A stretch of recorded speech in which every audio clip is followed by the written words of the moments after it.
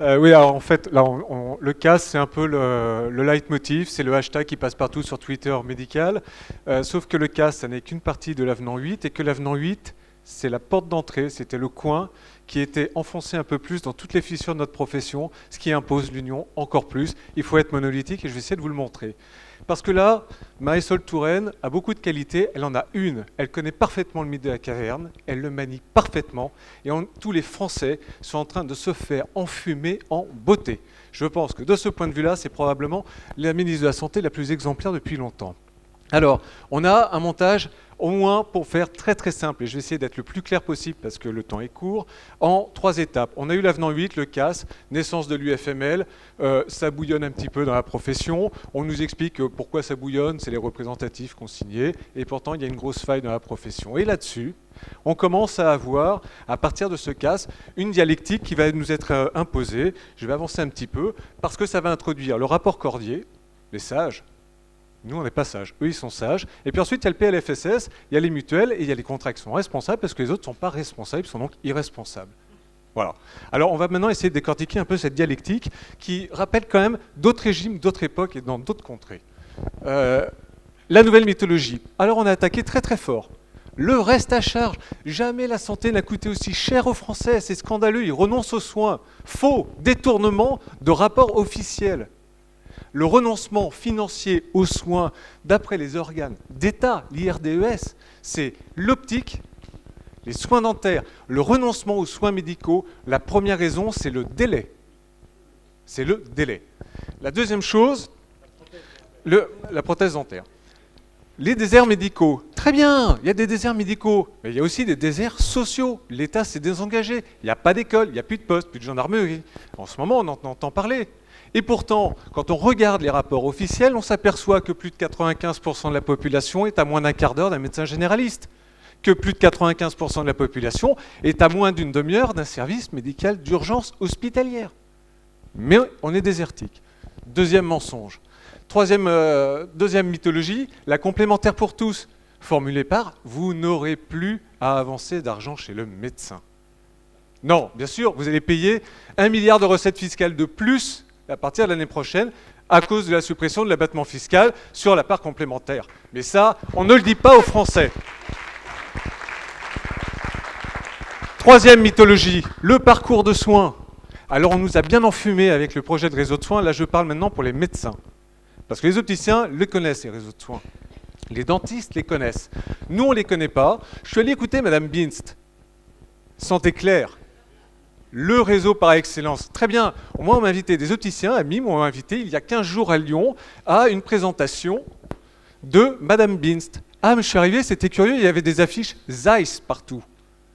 Donc là, on en est à une promotion du réseau de soins privé de Santé Claire par l'un des premiers verriers fournisseurs en France.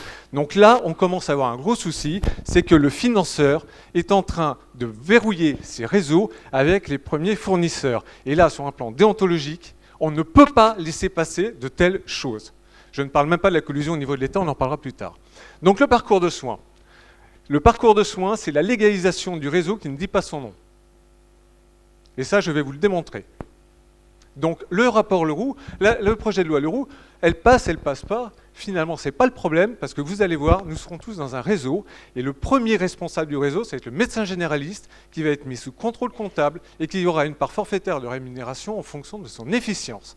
Je vous l'expliquerai tout à l'heure. Quatrième mythologie, la généralisation du TER payant intégral. Intégral, rappelons-le, c'est intégral. C'est le SNIRAM. C'est toute donnée recueillie par la carte vitale et de facto transmise à tout organisme complémentaire, partenaire de la Caisse nationale d'assurance maladie des travailleurs salariés. Donc là, il n'y a plus aucune confidentialité et il y a surtout une traçabilité réelle des dépenses engagées par pathologie, par GHS, etc. Et évidemment, qui va être à l'origine de ces données? Le médecin traitant. Donc quand on me dit que c'est complètement anonymisé, laissez-moi rire, pour le patient peut-être. Pour le prescripteur, j'ai des doutes. Alors je ne reviendrai pas sur la suite. Alors on va avancer un petit peu. Je ne vais pas m'étendre sur le CAS. Dominique vous en a parlé, le discours mensonger, etc. On va revenir un petit peu plus sur la complémentaire pour tous. Collusion, annonce, promesse présidentielle du candidat, reprise par son ministre de la Santé lors du congrès de la Mutualité française. Mon cher Étienne, nous savons quelle est la place prépondérante des mutuelles et des complémentaires dans le paysage et la prise en charge de la santé des Français. Son rôle doit se développer dans l'avenir. Voici, en gros, les termes tenus par le ministre de la Santé à cette époque. Promotion des contrats responsables. Ah, il y a de l'eau dans le gaz dans le couple, là. Surtout qu'il va y avoir la clause de désignation qui est en train de ressortir. À ce moment-là, promotion d'un contrat responsable, c'est quoi? C'est un engagement de défiscalisation relative sur les taxes sur les contrats complémentaires, à condition de fournir un panier de soins minimaliste et surtout, d'avoir une attitude responsable. Et l'attitude responsable, c'est quoi? Ne pas solvabiliser des pratiques tarifaires irresponsables. Donc là, on est directement dans une vision dogmatique et complètement scotomisée où les plus hauts responsables du ministère de la Santé sont en train de confondre un tarif contractuel de prise en charge d'un risque avec un coût réel de pratiques médicales, d'optique, pharmaceutique, etc. Donc là, ça veut dire que sur un plan économique, on est dans la gabegie, dans l'irrationnel, c'est uburois. La troisième chose qui est importante et qu'on voit apparaître aussi dans tous ces textes, et notamment dans le PLFSS et surtout dans le rapport Cordier, c'est qu'on a une négociation tarifaire qui ne se fait, si vous lisez bien le PLFSS, alors je vous invite surtout, il y a 350 pages, c'est article 27, nouveau mode de rémunération, article 33, tarification dégressive, article 45, contrat responsable. C'est les trois articles à voir, et 32 pour les retraites. Quand on regarde bien, on voit apparaître directement l'UNCAM et l'UNOCAM qui négocient entre eux, et puis ensuite on va faire une grille tarifaire qui sera publiée par décret. C'est marrant, je n'ai pas entendu le mot convention. Là, il y a danger. Là, il y a danger. Et en fait, directement derrière ça, ce qui va se passer, c'est quel va être l'avenir de la convention médicale telle qu'on l'a connue là. Pour faire simple, l'avenant 8 et la signature de l'avenant 8 a introduit toute cette politique-là et on se retrouve dans une situation où la convention étant définie comme les règles de relation entre professionnels de santé et la caisse de sécurité sociale est complètement dénaturée. Donc là, on avait aussi peut-être des questions à se poser. Voilà. Et puis, tu me mets juste la dernière. Non, la dernière. Voilà. Alors le parcours de soins, c'est la dernière notion la plus dangereuse. Celle qui fait que nous serons tous dans un réseau sans le savoir. Lorsque vous lisez le rapport Cordier, le grand thème, c'est l'efficience. L'efficience est définie comme la juste attribution des ressources aux besoins. Alors on dit que pour un médecin généraliste, il va être coordonnateur du parcours de soins. C'est lui qui va choisir ses correspondants, notamment en fonction de leur pratique tarifaire. En radio, en biologie, pharmacien, le spécialiste.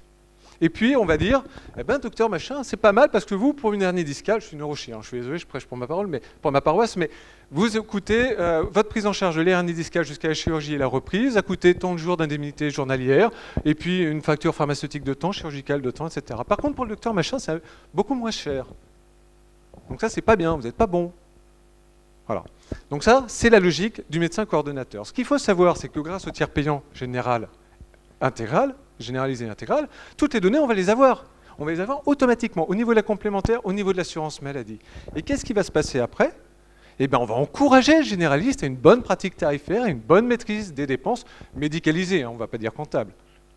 C'est ça, la maîtrise médicalisée des dépenses. Et alors, que disent les sages?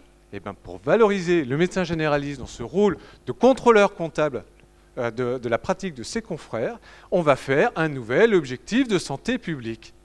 Et comme ça, par ce biais-là, ou à la mesure de son efficience, on lui rétribuera une part forfaitaire de ses dépenses de santé ou pas. Voilà. Voilà où nous allons, c'est le mythe de la caverne. Donc vous voyez bien que là, on est loin du réseau de soins mutualistes. Finalement, ça devient un problème un petit peu annexe, même s'il a toujours son importance, parce que de toute façon, de par la loi et par ce montage-là, s'il passe, les mutuelles ont bel et bien la main sur le système de santé. Et si on veut résumer de manière assez provocatrice, on assiste au jour d'aujourd'hui et avec le PLFSS à une étatisation du soin dans son organisation, à une privatisation de sa prise en charge financière, le tout sans aucune réflexion ni sur les coûts de pratique, ni surtout sur le coût de la structure du système de santé, les agences, les contrôles, quelle est véritablement la pertinence de toutes les procédures d'accréditation, de certification qu'on nous impose. Et quand on cherche un peu sur le net et qu'on voit les rapports et le retour qu'il y a de ce genre de procédure, eh bien on tombe un peu des nues, on s'aperçoit qu'en règle générale, le premier retour, c'est on dénature la relation entre professionnels dans les établissements de santé, et on en revient à toutes les expériences qui viennent d'être exploitées. Voilà, je ne dirai pas plus loin, voilà à peu près à quoi nous assistons aujourd'hui, je vous remercie.